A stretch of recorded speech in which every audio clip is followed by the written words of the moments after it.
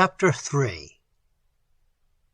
The treeless plateau, littered with enormous boulders, stretched for miles to right and left, gray in the dusk of very early morning. Behind him dropped thick guardian pine woods into the sleeping valley that still detained the darkness of the night. Here and there lay patches of deep snow, gleaming faintly through thin rising mist. Singing streams of icy water spread everywhere among the stones, soaking the coarse, rough grass that was the only sign of vegetation. No life was visible, nothing stirred, nor anywhere was movement, but of the quiet trailing mist and of his own breath that drifted past his face like smoke. Yet through the splendid stillness there was movement, that sense of absolute movement which results in stillness. It was owing to the stillness that he became aware of it, so vast, indeed, that only immobility could express it. Thus, on the calmest day in summer, may the headlong rushing of the earth through space seem more real than when the tempest shakes the trees and water on its surface, or great machinery turn with such vertiginous velocity that it appears steady to the deceived function of the eye. For it was not through the eye that this solemn movement made itself known, but rather through a massive sensation that owned his entire body as its organ. Within the league-long amphitheater of enormous peaks and precipices that enclosed the plateau, piling themselves upon the horizon, Limousin felt the outline of a ceremony extended. The pulses of its grandeur poured into him where he stood. Its vast design was knowable because they themselves had traced, were even then tracing, its earthly counterpart in little, and the awe in him increased. "This light is false. We have an hour yet before the true dawn," he heard the younger man say lightly. "The summits still are ghostly. Let us enjoy the sensation and see what we can make of it." And Limousin, looking up startled from his reverie, saw that the faraway heights and towers indeed were heavy with shadow, faint still with the light of stars. It seemed to him they bowed their awful heads, and that their stupendous shoulders lowered. They drew together, shutting out the world. "True," said his companion, "and the upper snows still wear the spectral shine of night. But let us now move faster, for we travel very light. The sensations you propose will but delay and weaken us." He handed a share of the burdens to his companion and to Limousin. Slowly they all moved forward, and the mountains shut them in. And two things Limousin noted then, as he shouldered his heavier pack and led the way. First, that he suddenly knew their destination, though its purpose still lay hidden. And secondly, that the porters leaving before the ascent proper began signified finally that ordinary climbing was not their real objective. Also, the dawn was a lifting of inner veils from off his mind, rather than a brightening of the visible earth due to the nearing sun. Thick darkness, indeed, draped this enormous, lonely amphitheater where they moved. "You will lead us well," said the priest a few feet behind him, as he picked his way unfalteringly among the boulders and streams. "Strange that I do so," replied Limousin in a low tone, "for the way is new to me, and the darkness grows instead of lessening." The language seemed hardly of his choosing. He spoke and walked as in a dream. Far in the rear, the voice of the younger man called plaintively after them. "You go so fast, I can't keep up with you." And again he stumbled and dropped his ice axe among the rocks. He seemed forever stooping to drink the icy water, or clambering off the trail to test the patches of snow as to the quality and depth. "You're missing all the excitement," he cried repeatedly. "There are 100 pleasures and sensations by the way." They paused a moment for him to overtake them. He came up panting and exhausted, making remarks about the fading stars, the wind upon the heights, new routes he longed to try up dangerous couloirs, about everything, it seemed, except the work in hand. There was eagerness in him, the kind of excitement that saps energy and wastes the nervous force, threatening a probable collapse before the arduous object is attained. "Keep to the thing in hand," replied the priest sternly. "We are not really going fast. It is you who are scattering yourself to no purpose. It wears us all. We must husband our resources." And he pointed significantly to the pyramid of the Tour de Neon that gleamed above them at an incredible altitude. "We are here to amuse ourselves. Life is a pleasure, a sensation, or it is nothing," grumbled his companion. But there was a gravity in the tone of the older man that discouraged argument and made resistance difficult. The other arranged his pack for the 10th time, twisting his axe through an ingenious scheme of straps and string, and fell silently into line behind his leaders. Limousin moved on again, and the darkness at length began to lift. Far overhead, at first, the snowy summits shone with a hue less spectral. A delicate pink spread softly from the east. There was a freshening of the chilly wind. Then suddenly the highest peak that topped the others by 1,000 feet of soaring rock stepped sharply into sight, half golden and half rose. At the same instant the vast movement of the entire scene slowed down. There came 1 or 2 terrific gusts of wind in quick succession. A roar like an avalanche of falling stones boomed distantly, and Limousin stopped dead and held his breath. For something blocked the way before him, something he knew he could not pass. Gigantic and unformed, it seemed part of the architecture of the desolate waste about him, while yet it bulked there, enormous in the trembling dawn, as belonging neither to plain nor mountain. Suddenly it was there, where a moment before had been mere emptiness of air. Its massive outline shifted into visibility as though it had risen from the ground. He stood stock still. A cold that was not of this world turned him rigid in his tracks. A few yards behind him the priest had halted too. Farther in the rear they heard the stumbling tread of the younger man and the faint calling of his voice, a feeble, broken sound, as of a man whom sudden fear distressed to helplessness. "We're off the track, and I've lost my way." The words came on the still air. "My axe is gone. Let us put on the rope. Hark! Do you hear that roar?" And then a sound as though he came slowly groping on his hands and knees. "You have exhausted yourself too soon," the priest answered sternly. "Stay where you are and rest, for we go no farther. This is the place we sought." There was in his tone a kind of ultimate solemnity that for a moment turned Limousin's attention from the great obstacle that blocked his farther way. The darkness lifted veil by veil, not gradually, but by a series of leaps, as when one inexpertly turns a wick. He perceived then that not a single grandeur loomed in front, but that others of similar kind, some huger than the first, stood all about him, forming an enclosing circle that hemmed him in. Then, with a start, he recovered himself. Equilibrium and common sense returned. The trick that sight had played upon him, assisted by the rarefied atmosphere of the heights and by the witchery of dawn, was no uncommon one after all. The long straining of the eyes to pick the way in an uncertain light so easily deceives perspective.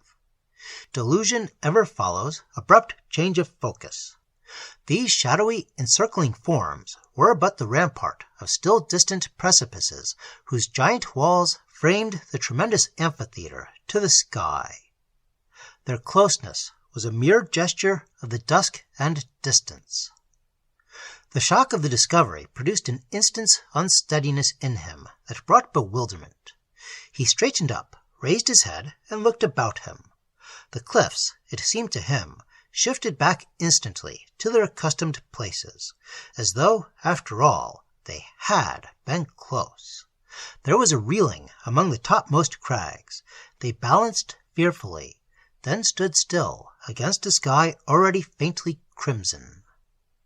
The roar he heard, that might well have seemed the tumult of their hurrying speed was in reality but the wind of dawn that rushed against their ribs, beating the echoes out with angry wings, and the lines of trailing mist, streaking the air like proofs of rapid motion, merely coiled and floated in the empty spaces.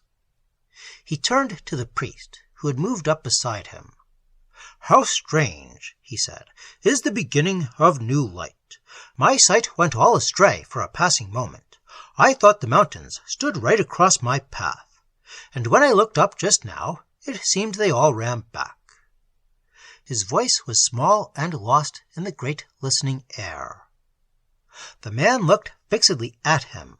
He had removed his slouch hat, hot with the long ascent, and as he answered, a long thin shadow flitted across his features.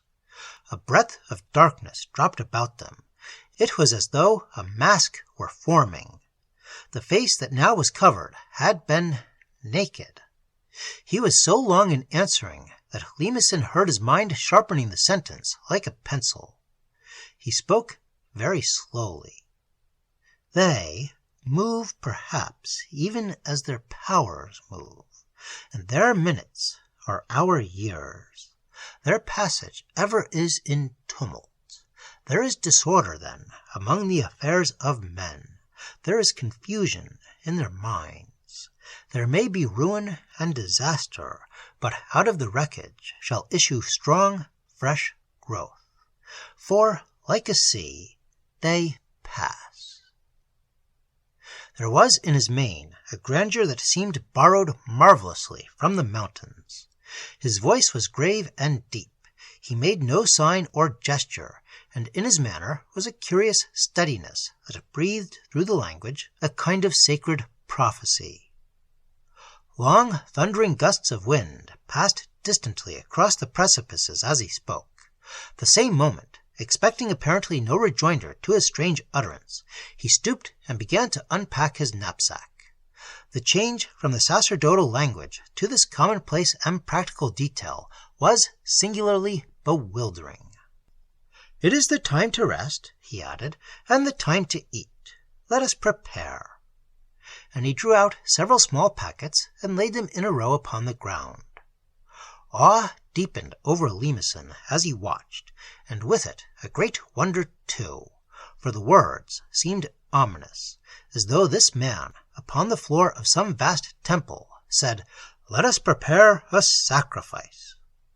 There flashed into him, out of depths that had hitherto concealed it, a lightning clue that hinted at explanation of the entire strange proceeding, of the abrupt meeting with the strangers, the impulsive acceptance of their project for the great ascent, their grave behavior as though it were a ceremonial of immense design, his change of position, the bewildering tricks of sight, and the solemn language, finally, of the older man that corroborated what he himself had deemed at first illusion.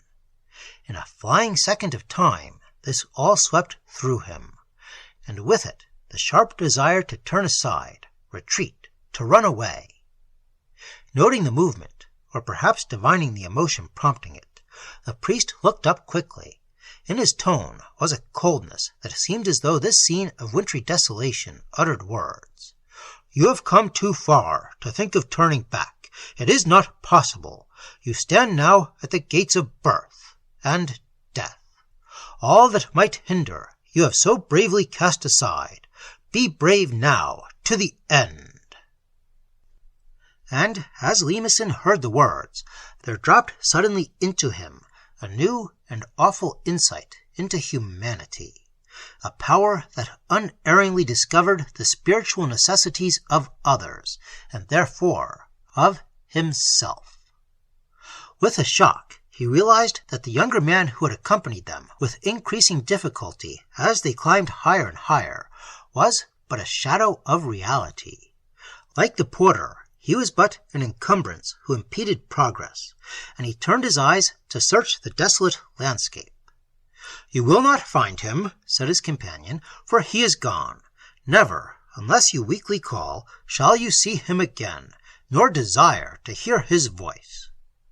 And Limousin realized that in his heart he had all the while disapproved of the man, disliked him for his theatrical fondness of sensation and effect, more, that he had even hated and despised him.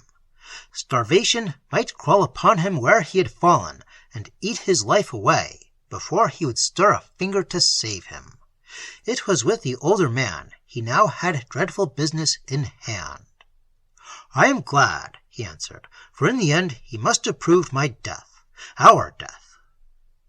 And they drew closer round the little circle of food the priest had laid upon the rocky ground, an intimate understanding linking them together in a sympathy that completed Limousin's bewilderment. There was bread, he saw, and there was salt. There was also a little flask of deep red wine.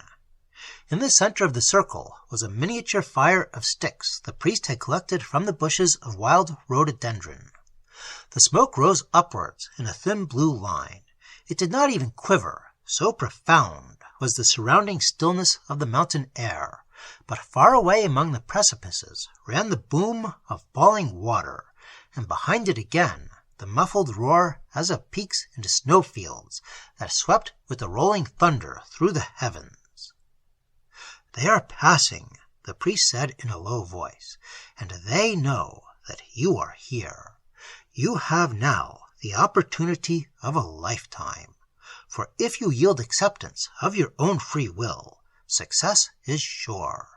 You stand before the gates of birth and death. They offer you life." "Yet I denied them." He murmured it below his breath. "Denial is evocation. You called to them, and they have come. The sacrifice of your little personal life is all they ask. Be brave and yield it." He took the bread as he spoke, and, breaking it in 3 pieces, he placed one before Limousin, one before himself, and the third he laid upon the flame, which first blackened and then consumed it. "Eat it and understand," he said, "for it is the nourishment that shall revive your fading life."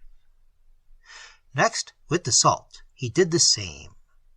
Then, raising the flask of wine, he put it to his lips, offering it afterwards to his companion. When both had drunk, there still remained the greater part of the contents. He lifted the vessel with both hands reverently towards the sky. He stood upright. "The blood of your personal life I offer to them in your name. By the renunciation which seems to you as death, shall you pass through the gates of birth to the life of freedom beyond. For the ultimate sacrifice that they ask of you is this." And bending low before the distant heights, he poured the wine upon the rocky ground. For a period of time Limousin found no means of measuring, so terrible were the emotions in his heart. The priest remained in this attitude of worship and obeisance. The tumult in the mountains ceased. An absolute hush dropped down upon the world. There seemed a pause in the inner history of the universe itself. All waited till he rose again. And when he did so, the mask that had for hours now been spreading across his features was accomplished. The eyes gazed sternly down into his own. Limousin looked and recognized. He stood face to face with the man whom he knew best of all others in the world, himself. There had been death. There had also been that recovery of splendor which is birth and resurrection. And the sun that moment, with the sudden surprise that mountains only know, rushed clear above the heights, bathing the landscape and the standing figure with a stainless glory. Into the vast temple where he knelt, as into that greater inner temple, which is mankind's true house of royalty, there poured the completing presence which is light. For in this way, and in this way only, shall you pass from death to life, sang a chanting voice he recognized also now for the first time as indubitably his own. It was marvelous, but the birth of light is ever marvelous. It was anguish, but the pangs of resurrection since time began have been accomplished by the sweetness of fierce pain. For the majority still lie in the prenatal stage, unborn, unconscious of a definite spiritual existence. In the womb they grope and stifle, depending ever upon one another. Denial is ever the call to life, a protest against continued darkness for deliverance. Yet birth is the ruin of all that has hitherto been depended on. There comes then that standing alone, which at first seems desolate isolation. The tumult of destruction precedes release. Lemeson rose to his feet, stood with difficulty upright, looked about him from the figure so close now at his side to the snowy summit of that Tour de Neon he would never climb. The roar and thunder of their passage was resumed. It seemed the mountains reeled. "They are passing," sang the voice that was beside him and within him too. "But they have known you, and your offering is accepted. When they come close upon the world, there is ever wreckage and disaster in the affairs of men. They bring disorder and confusion into the mind, a confusion that seems final, a disorder that seems to threaten death. For there is tumult in their presence, and apparent chaos that seems the abandonment of order. Out of this vast ruin, then, there issues life in new design. This dislocation is its entrance, the dishevelment its strength. There has been birth." The sunlight dazzled his eyes. That distant roar, like a wind, came close and swept his face. An icy air, as from a passing star, breathed over him. "Are you prepared?" he heard. He knelt again. Without a sign of hesitation or reluctance, he bared his chest to the sun and wind. The flash came swiftly, instantly, descending into his heart with unerring aim. He saw the gleam in the air. He felt the fiery impact of the blow. He even saw the stream gush forth and sink into the rocky ground, far redder than the wine. He gasped for breath a moment, staggered, reeled, collapsed. And within the moment, so quickly did all happen, he was aware of hands that supported him and helped him to his feet. But he was too weak to stand. They carried him up to bed. The porter and the man who had reached across him for the matches 5 minutes before, intending conversation, stood one at his feet and the other at his head. As he passed through the vestibule of the hotel, he saw the people staring, and in his hand he crumpled up the unopened letters he had received so short a time ago. "I really think I can manage alone," he thanked them. "If you will set me down, I can walk." I felt dizzy for a moment. "The heat in the hall," the gentleman began in a quiet, sympathetic voice. They left him standing on the stairs, watching a moment to see that he had quite recovered. Lemeson walked up the 2 flights of stairs to his room without faltering. The momentary dizziness had passed. He felt quite himself again, strong, confident, able to stand alone, able to move forward, able to climb.